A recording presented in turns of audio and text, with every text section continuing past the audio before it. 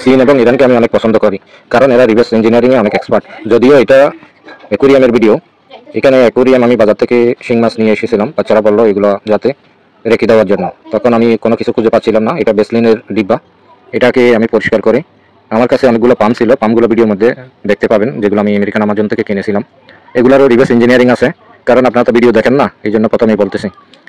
এইগুলো যদি reverse engineering দেখতে চান কমেন্টে জানাবেন, কারণ আপনাদের যদি পানির পাম্প নষ্ট হয়ে যায় আপনারা ফেলাই দেন, এগুলো কিন্তু ঠিক করা যায়। এটা এখানে ব্যবহার করছি, এটা অনেক বড়, এটা হলো দ্বিতীয়টা, এটা মিডিয়াম, এটা হলো একবারে ছোট। এটা অনেক জনপ্রিয়, সবাই বিভিন্ন প্রজেক্টে ব্যবহার করে। এটাকে আমি ঠিক করব, এগুলো আসলে নষ্ট হয় না, এটা নষ্ট হয়ে গেছে।